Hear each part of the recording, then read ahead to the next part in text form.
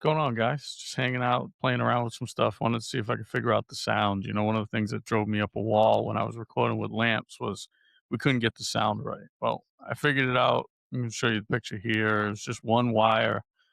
Nobody told me that I couldn't use USB-C. So I was trying to go, my computer only has USB-C ports. So I was trying to go from the mixer to the computer um, using USB-C. It wouldn't recognize the mic as an external mic. It sent an output to the headphones, but it wouldn't take the input. So I started playing around. I ordered another cable with a USB wire, and sure enough, if I go to an external drive, go USB, I can go right into the computer with the microphone. So a lot of those episodes that you guys saw, we had both of our computers sitting there recording the face on shot, and then I had the phone set up on a tripod with the condenser mics put to it. So most of the stuff that you heard, the sound that you heard, was actually coming through the condenser mics, not the real mics. But we didn't want to see it, so we didn't put them on our shirts. We kind of clipped it on the mic thing. So that's why it kind of sounded a little fishbowly a little bit. But at the end of the day, it was just one little $5 wire that I had to order for the fix. I've been doing some Zoom stuff and kind of consulting with some people, and a lot of it's kind of over the phone and over the computer. So I figured to try to make it easier for everybody involved, I'd sit here and try to get this set up. It seems like I got it working. I have the TV going on in the background, and I still sound fine. You can hear me. It's not stepping over the mic. It's not picking up outside sounds. So that was the biggest problem with the mics. We weren't using mixer. Once I didn't have the right wire to get my computer to recognize it, we had the mixer, but it wasn't working. So when I would speak, John's mic would pick me up. When he would speak, my mic would pick him up. And then I had to sit there for hours on hours, deleting everything that he said that came through twice because it was on my mic and vice versa. So it was an hour drive to record, gas money that I didn't really have, only to come home and get discouraged again and bang my head against the wall. So that's why that kind of ran its course. And it was a bad time of year, leading into the holidays, not much golf stuff going on. And it just felt very forced. And I think that's kind of why it lost its motivation and kind of fizzled out a little bit. But now that I got this set up, I can sit here, I can talk whenever I want. I got Wi-Fi in here. That was the other problem too. I loved my setup at the storage unit, but I didn't have Wi-Fi. So yes, I could go sit there and record on my phone, but I couldn't use the podcasting app. Now the podcasting app, if I do record something on my phone, I can come in here, I can just upload the video, and then I get all the features, the editing stuff, and things that I wasn't able to do when I was kind of on my own anyway. It was a bad time. It was a bad scene, you know. And again, and like I said, it wasn't like I was talking to clouds. It was kind of me, just the conversations that were in my phone, golf conversations, course conditions, all kinds of stuff that was going on. It was just me. I would go to my storage unit and just rant about it. So basically, what it was, and as bad as it was, and as miserable and as dark a place as I was, it was basically a, I guess, group chat, community group chat, everything that you guys were feeding me, everything that I was kind of thinking on my own. I just kind of went to the storage unit and just kind of ranted away. And that was one of the things that, looking back on that medication, it's yes, it affects you. It makes you do bad things. It makes you think bad things. But at the end of the day, there's no accountability. Nobody cares, right? You don't have, oh, I can't do this. Everybody's going to think bad. I just didn't give a fuck. I mean, and when you put that in somebody's body like me, who doesn't give a fuck anyway, you're in trouble. So, I had some buddies trying to get me to reboot the podcast, and I didn't really know how to go about getting back into it.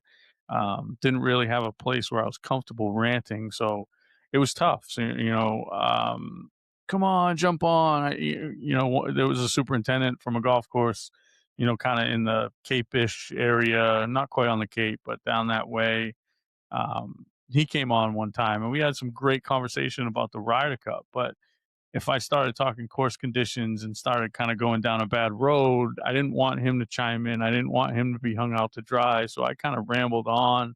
and kind of ruin the topic. So it wasn't worth posting. I still have it. It's kind of funny. I was talking to him the other day, and I was telling him that, it was me more worried about him getting involved in my shit. If you go back to the podcast, I took down all the episodes with guests and things like that because, I don't want anybody tied into my stuff, if you will. And it it's easy to get on here and just kind of rant and rave, and especially when that's kind of what you think about, the stuff that goes on, the stuff that comes in. My phone's blowing up right now, and it's a text, and it's a guy that I know. He's a great player. He's a member of a high end club, and that's all we really talk about is old school, classic era golf, and what's in good shape, what's in bad shape, how's he playing, what's he doing. I get requests all the time for, hey, you still teaching?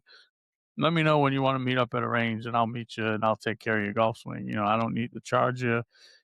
Just me getting out of the house, kind of hanging out with my buddy. So it's one of those situations where, yes, I want to rant, I want to talk golf because I can't play golf, so I'm frustrated as hell about that. But at the same time, I don't want to drag anybody else into my drama, if you will. It's funny that the posts from Caddyshack have been coming, pictures, the comments. I'm not even going to comment on the flume ride that they're building on the third hole. A lot of the people that I see on here, they play Marion, they play Resi, they play all kinds of old golf courses with 100-year-old stone walls, and it's a feature that they take pictures of and celebrate. And you have that on the same hole, and the architect decided to ignore it and build a flume ride on the other side. It makes no sense, and the majority of your problems go back to a bad renovation in 2006 ish, somewhere in there. And there's a couple other golf courses that had the same design and building company do the work that are now trying to fix the problems that happened 20 years ago. I'm not going to go down that road. It's not even worth getting into that rant anymore. Um, if asked the question directly, I have no problem giving my opinion, and that's why the Angry Golfer kind of the blog started back in 2014. I was watching the Golf Channel. They had all of the stars from the big break came back, and they played some goofy format. It was points. It was alternate shot. It was just weird. It wasn't, kind of like the Barstool Invitational, and it's not golf, and it's not something I'm ever going to be into, so I wanted to rant about it. And you could see everybody saying, oh, all this drama started after COVID. Absolutely not. This was going on before COVID. The Barstool effect, I fit those guys in 2018, so it's been going for a while now. It was just, the only problem is COVID brought new golfers who don't know any better, and our society has gotten so buttoned up and soft that we don't say anything, right? Everything going on in golf right now was predicted. Just nobody will speak up. Everybody's so afraid to offend people that they allow stupid shit to go on, and that's not me. When I started the podcast, I had a guy that I wanted to do it in mind, and I knew he would be the younger millennial fun, ha ha ha guy, and then I'd kind of give the golf side of things in perspective, kind of like we always did. There was 3 or 4 of us on a group chat, and we were always back and forth about modern and old and tradition and what should happen, what shouldn't happen. And finally, I just like, why don't we just put these conversations out there? And you guys saw it, right? When I was at the golf show that first day, when I fit those 2 guys, that's kind of what I had in mind. Like, let's get you into some gear that fits you. Let's talk golf. Let's get you better at golf. Golf is the only sport where people don't care about getting better. You know, guys take pride. Oh, I'm getting 12 shots. He's got no chance, right? Well, what happens when you lose getting those 12 shots? How embarrassing is it? How bad do you think it looks to those of us that play golf, right? So, I've said all along, golf is kind of like my gym. I go there 4 or 5 hours where, yeah, there's interaction in between shots and in the cart and stuff. But for that moment, that's my set, right? If I'm on the bench doing a bench press, for those 10 reps or whatever, I don't want to talk. I don't care what's going on around me. I just want to hit that golf shot. And um, that's not happening at a lot of places today. A lot of golfers just kind of think they're going to go through the motion, shoot the number, pick a club, and hit it. And that's boring. And that's, public golf. That's the way it's always been, soft, slow. And then there's some other styles, that kind of lean into that. But most pure true golfers would rather go out there, get their head banged in and shoot 85 on good conditions rather than go shoot 75 on a puddle that just is shoot the number, hit it straight flat putts because the greens are so furry they don't break, you know. Um, and that's all I was talking about. And unfortunately, I got kind of sucked into the cesspool of it and kind of started talking over and over and over again and repeating myself about the same things. And you know, it's frustrating because I had 4 or 5 golf courses in mind when I started the Bob the Builder character. I was planning on talking about different places. You know, the only reason why I don't give the guy at Spring Valley a hard time is because he's the nicest guy on the planet, right? So it's tough. You know, it's easier to go at Bob the Builder over here because he's a douchebag. And I'll say that to him in his face. I don't care. You can show this to him, you can send it to him. He is a douchebag. This past winter, when a guy was making his case in the meeting, he stood up, got up from the table, and walked out of the fucking room. That shows you how disrespectful he is. So, you know, but it was the same situation at Spring Valley. I was just an assistant pro, so I couldn't say anything. You know, at Caddyshack, I'm a member. Fuck you. I'm paying good money. I'm going to be heard. I'm going to make my opinion known. It's all the same issues, same thing, right down to the bad renovation. Actually, Spring Valley wasn't a bad renovation. It was just an unneeded renovation. You now it's the Cape Club of Sharon. And don't get me wrong, I played there last year. It was in great shape. They're doing a good job with what they've done. You know, the 2 holes that they renovated, those 2 greens, you can tell it doesn't belong. And that's what they did a good job with the rest of the property. When you drive in all those townhomes, if you didn't know what Spring Valley was before it became the Cape Club of Sharon, you wouldn't know the difference. They did a great job of making the buildings all fit the property. Um, it's now Florida living, Florida golf, right? And some people like that, some people don't. You see, up in Hingham, you got BlackRock and Boston Golf right across the street from each other. Very similar price point, 2 completely different audiences. Now you got a lot of guys that are members at both places. Again, it's that type of price point where you're going to get that. You're going to get the guys with multiple memberships, and I think that's where Caddyshack 2 is missing out a little bit. They're trying to be the country club, and they're not. LeBaron Hills and the Bay Club are the country clubs around here. Lean into the old style golf, and you'll get some of those guys that will join both places, right? But if you have flowers and trees and soft conditions and paved cart paths and all the things that aren't characteristic to old golf, you're never going to get those guys to join both places. Even the guys that can afford it, it doesn't make sense. It's not worth the money to do it. Personally, if I would had the money to be living at the Bay Club, I'd probably join the Bay Club in Resi, you know, because it still has that old, and Resi has some issues too. But I think honestly, I was talking the other day, 6 trees would really do a lot to restore a reservation golf club, right? You add a couple more trees along the wall on the dog leg. It got to the point where they sold that property, and then guys were able to just go at that green without any thought of hitting it out of bounds. Because even if it lands out of bounds, there's nothing there to stop it from bouncing over the wall, right? If you put a couple trees along that wall, then you got to think twice about trying to hit it over that. So the other place is the second hole now. The trees along the left up on that big hill. It used to be a big dogleg right, and you'd fly it into that hill, and it would take a lot of the steam out of it. Now guys can just bomb it up over that hill. So a tree on the top of the hill, and then another one down in the rough, just kind of where that old practice area used to have that point that went out. You know, kind of used to have a big Christmas tree there.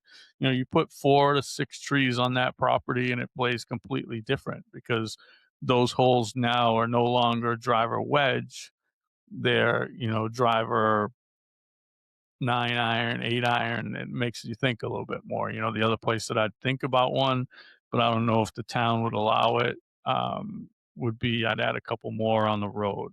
You know, before the equipment got so long and guys that were athletic started playing again, you couldn't fly it over that hill. You know, a lot of times you'd fly it into that hill, it'd hop straight up and it'd trickle over. And now you got a shot from like 155 to 135.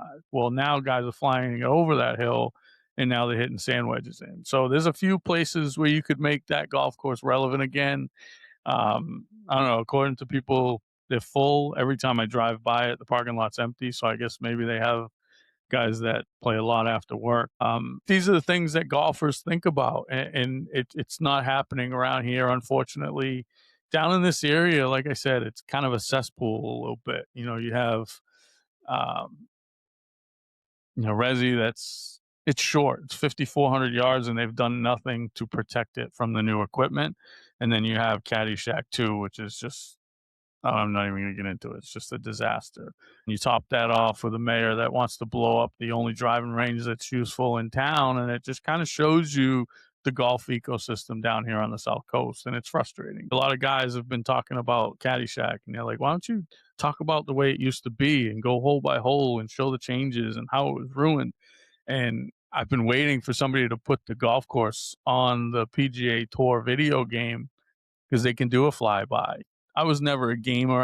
I've never, fun fact, I've never played a video game that was connected to the internet. I never got into it. It was never my thing, but we used to play Sega Genesis PGA Tour golf. And you know, I think it was Peter Jacobson that used to do it. You do a flyby and be like, golfers want to hit a long iron off the tee here and lay up and they'd give you the flyby and tell you how to play the hole. You don't see that anymore. Now it's find the best angle, hit it as high and far and straight as you can, and then play it from there. But I've been waiting. If somebody would put that golf course on the game, I would get into it. You start right off the first hole, that old renovation in 2006, the first tee. If you stand on the first tee, you see the cart path has a wooden um, railing along the first tee. And then you look at the first tee and it kind of goes this way. Well, that's because there used to be a giant tree there that the hole used to play out, and it was a big dog leg left. And if you couldn't turn a driver over, you had to hit something short that would lay up short of the trees. It would leave you, 160, 155 into the green, and it played like a difficult hole. Like I said, that's just one minor detail of many that kind of got I don't want to say destroyed, but caused some problems that you're going through now. You look at all those bunkers, all of the lips are actually above the surface of the green, so now right in here where the collars collect the water, there's no way to drain anymore. You look at most old golf courses, they're called push-up greens for a reason. They push up eventually, and all the bunkers, the lips come off to an edge and fall and then go down. There's just not enough depth in there, and that's why water keeps getting trapped, and that's why they keep having issues. But so just back to the golf and ecosystem. Nobody's put any of those games on the video game, which is surprising. Harmon was done back 5 years ago when I was working there. So it's most of these golf courses that have simulators have done their golf course on the PGA Tour video game, because if you do that, you can download it into your simulators and you can play your own golf course on a TrackMan or a Foresight all throughout the winter. But it just speaks to the ecosystem of golf. Golfers here are more hobbyists than our golfers, and unfortunately, when you have hobbyists making decisions, you end up with hobbyist situations. See Fanatics right now. If you've been following me on Twitter, I've been ranting and raving about the sports apparel industry, and it was ruined because you got Michael Rubin and Fanatics who have no clue what they're doing, that just decided to take it all over and just nickel and dime and Chinese factory as much as they can. It's always about money, never about quality. And that's what's happening around here. And it's unfortunate. But, it happens at a lot of places. At Spring Valley, for example, I heard for a couple 100,000 when they did that renovation, they could have added sub air. And if you don't know what sub air is, it's the superintendent has a switch. There's a system under the greens. If they get too much water, they flip the switch and it just sucks the water out of it.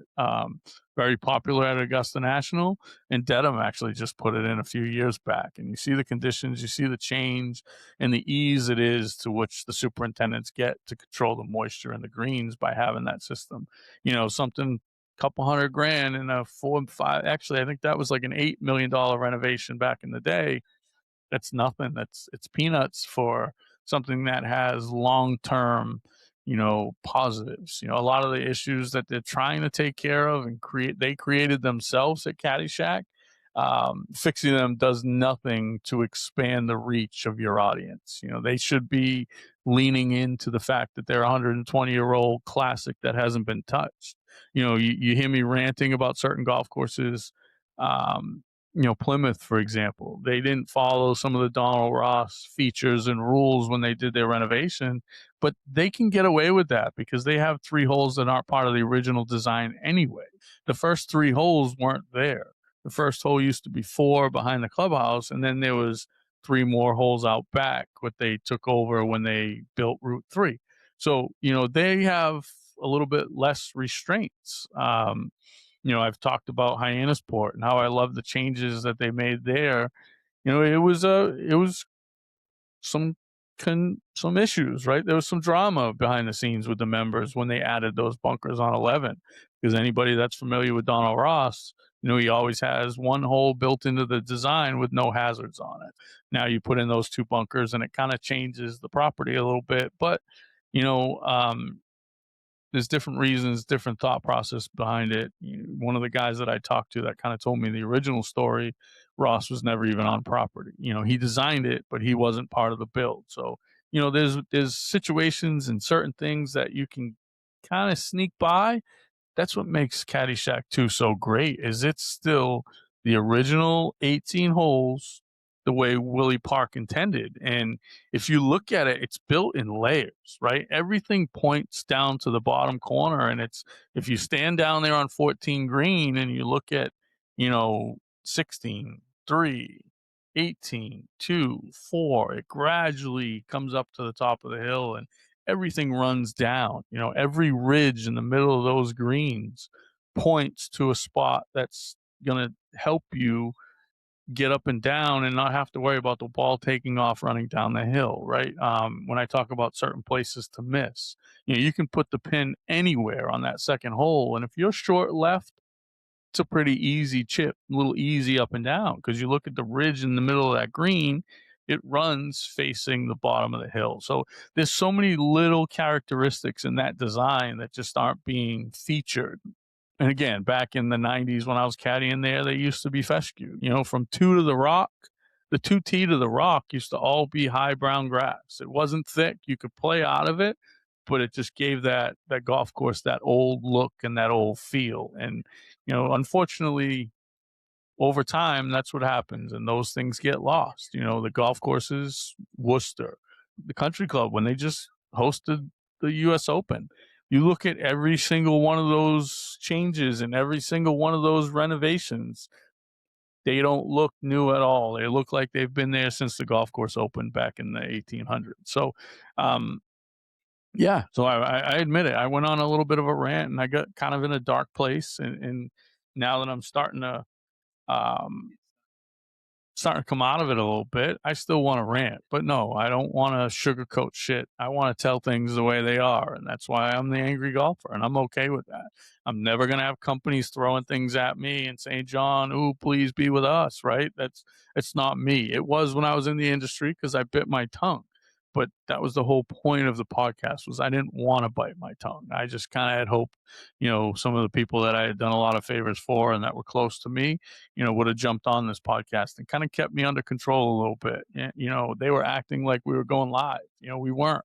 It was never going to be live. It could always be edited. And I said, here, you do it. I'll do all the editing. Tell me what you want to take out and put in. So yeah, this is just me hanging out here in the room trying to play around with video and sound. And, I would say less of being a podcaster. I'm kind of more of a producer now. I'm trying to do things the way I want them to, get them to sound right, and have a podcast and have a conversation. If anybody wants to jump on, feel free, jump back on. Lamps wants to come back on. He's playing golf. You guys got stories that you want to talk about? Hey, John, I just played a golf course over here. Hey, I just bought a new driver. Let's have a discussion about it, right? People always reach out thinking about buying a driver. Where should I go get fit? Hey, I got fit here. Driver's doing XYZ. What do you think about it? Hey, bud, I'm struggling, man. Every time we worked with you, it was simple. It was easy. What do you got for me? I got one of those yesterday. Something simple. Guy that I knew his golf swing, I know his miss. He said, I'm hitting some pull hooks. I said, all right, keep that right heel down a little longer and stay back behind the ball. Hopefully it works. If it doesn't, shoot me a note. We'll meet you at the range. That was the frustrating thing last year when I went to play Cape Club of Sharon. It was kind of supposed to be a little bit of a playing lesson. I wasn't even able to make it around. But there's a guy that I used to work with quite a bit, and I keep telling him, I'm like, you don't need swing lessons. You need mind things. Get out on the golf course, pick your targets, right? I can still tell you every target of every golf course that I've played on a regular basis, right? Just without even thinking about it. You know, Resi, I grew up at Resi. First hole, you rip it at the second tee. Second hole, you rip it back at the first tee. Third hole, you hit it up over the corner. There was one tall tree. Actually, I'm sorry, that's the old way it was set up. But there was one tall branch that you hit it at. Um, that's part of golf. It's for that 45 seconds to a minute and a half, you have to think about just that. Everything else goes away. And I've talked about the antidepressant, and part of the reasons why I stayed on it as long as I did was some of the addiction was focus. I was able to sit down and write those blogs. And yeah, some of them hit some dark spots, but it was easy and I could sit down and I could get through it. Golf, when I was on the golf course, my mind didn't take off. I was in the moment. I was doing what I was supposed to be doing in that moment. And then when I tried to quit, there was some physical addiction. I was down to 123 pounds. You're not going to tell me that there wasn't issues with that medication. It's funny, you see the stuff on Twitter now. A doctor said, doctors are using prescriptions as a way to see more patients rather than have an hour appointment. You get 15, 30 minutes in, out, write a script, and you're done. And he's like, scripts aren't working and they're not helping patients. And I made the comment back on Twitter. I said, yeah, but they keep slinging scripts like they're a hot bartender at a college bar serving up shots. They don't even think twice about it because they know there's no recourse. So, um, yeah, good little half-hour rant. Wanted to come on here and talk a little bit, just kind of give you an update. And who knows, maybe if I get comfortable, I might order some panels in here to help with the sound and the echo, and we might rant a little bit more. And if anybody wants to jump on, reach out, and we're good to go. But yeah, so hopefully this comes out good. Like I said, I just wanted to touch upon the sound issues that me and Lamps were having. A couple guys chiming in saying get better mics and this, that. Dude, it had nothing to do with the mics. It was one $4 wire, just instead of going from the XLR mixer to USB. I went from XLR mixer to USB-C. So, but now I got it fixed, and now I got some time. And if I can find a way to soundproof these walls so the rest of the house doesn't hear me when I'm in here ranting and raving, who knows? Maybe we'll talk about some things. There's some stuff going on in golf right now that I could kind of go on some tangents with, and I'm sure there's some buddies that could have some good input, right? That's the other thing too. A lot of the times I was filming with my phone and I didn't have access to kind of check data, check stats, see if what I'm talking about was spot on or get quotes, and now I have it. I know one of the big issues I kind of go on and on about is the PGA of America. And this week is their week. This is the 1 week a year, or last week was the 1 week a year where they offer their members a great opportunity. The Club Pro Championship is about as good as it gets, and it gives these guys an opportunity to qualify for the PGA Championship. And you see a few guys that I know that got in, and we'll be pulling for them in the next couple of weeks out there. We're at Aronimink. So, yeah, there's good and bad in every situation. And I think we've gotten to a point in society where we're so afraid to offend people that we'll never talk about the bad. And by the time it gets to the point where we want to talk about it, it's too gone. It's lost, Um, but there's so much going on right now with the PGA of America live. It's kind of like the USFL NFL conversation. Brooks leaving Strix on. I saw an ad yesterday for paying with dicks. Are you kidding me? Like, that was one of those brands that would never be caught dead in a box store. And now they're running ads on social media, like sponsored ads with Dick Sports. I mean, that just shows you how big and how important and how much influence these companies have over golf. And anybody knows me knows I'm a bifurcation guy. You look at other sports. Baseball brought the metal bats back. Basketball hasn't really changed much. It's still the same game as it was 100 years ago. Yeah, the style of play has changed, but it's still a 10-foot basket. It's still 94-foot floor. You look at hockey and they say, "Oh, well, the sticks have come so far," right? But it had gotten to a point where guys couldn't score so bad that they had to limit the size of what goalies could wear. So, every sport has kind of pulled in the reins and had a grasp on equipment and not letting it get away from them, except golf. And now we're to a point where, I don't think the best ball strikers and the best golfers are winning anymore. I think the best ball hitters, how far can you hit it? Can you dig it out of the rough? Bryson DeChambeau is a perfect example. He is a science guy and always has been. So technology is going to be a huge thing for him, and it's always going to be a win for him. So I just think this is just kind of a test episode just to see how it sounds and see if I can remember how to post stuff again. But I'm not going to get into too much detail, but there's a whole lot that we could talk about right now in the game of golf. Don't even get me started on the neon government worker color pimento cheese hats at the Masters. That was intentional. That was their version of Disney's ears on TV. They wanted you to see it. They wanted it to be loud. And if they didn't, they wouldn't have done it because that's who they are. Those same hats in green or white wouldn't even get a chirp out of me. But the neon yellow and neon orange, it just doesn't fit.